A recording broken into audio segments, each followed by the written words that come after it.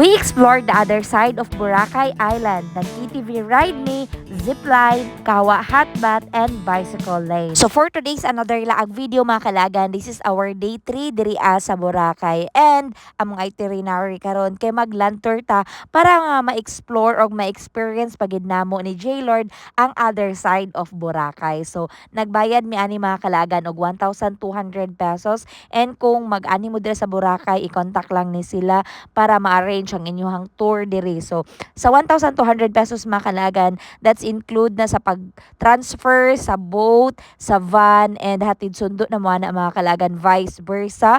And also include na po dara ang inyong mga rides and entrances nga kanang inyong adtuan mga kalagan. So pag abot na mo, medyo wag kita na swerte kay nag-ulan gyud ni siya, kay lagi August man gud mi naglaag ani. So kumin kag August habaga season gina siya. So I suggest kung maglaag mo diri sa Boracay or bisag asa nga kada mga isla mga kalaagan, much better gyud siya kung summer time, no, kay para nga mas masulit gyud ninyo ang inyong paglaag. Anyways, so ang among first nga activity diri pag abot gyud is ang kaning ATV ride. So, lingaw po siya mga kalagan, no? 5 rounds ni siya. So, kung first timer ka sa ATV ride mga kalagan, sama na ako ay kabala ka kay mabawaan, ragid ni mo siya. Kay tudluan man po kanila mga kalagan. And grabe di kay siya kalingaw, no? So, first time gina kong makadrive og ATV ride. And diri pag yun sa Boracay. So, memorable kaya akong first time, no? So, lingaw po siya, medyo gahi lang siya, iliko-liko. Kay lagi,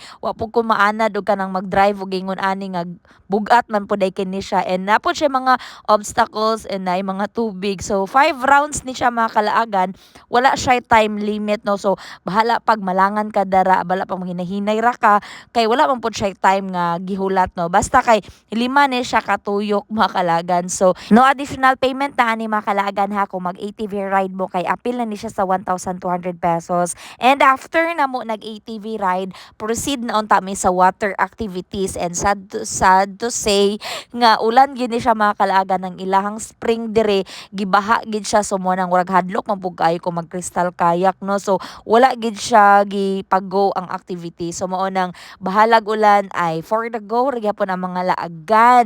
Kay atong next nga buhaton or among next nga activity diri is zip line. So di ba grabe ka extreme, grabe ka one of a kind among experience kay nag zip line nga ulan unyang imuhang agian kay kaning warag sapa nga dako, no. So medyo grabe gid siya ka adventure gid kay ni siya nga adlaw para sa mga ni J-Lord, and we're so very happy kay ingin ani gid among mga ganahan mo ni J-Lord kanang naagi mga activities ba, kay mas ma-enjoy gid namong isa ka lugar mga kalagan once nga ma-explore gid namo unsay naa diri, unsa pay pwede na imong buhaton ana bitaw. So after naman nag-zip line, proceed na din mi diri sa Kawa Hatbat. So included ra gyapon ni siya mga kalaga na sa 1,200. And this is our last activity nga gibuhat diri mga kalaga ng hanging bicycle. So kani siya nga lugar mga kalagan, kung diri sa Bukidnon mura ni siya og dahilayan. So kas ara gid mi ni biyahe gikan dito sa Tampisaan Port, sakay mi og van, nagbiyahe mi og mga 15 minutes aya mi nakaabot diri.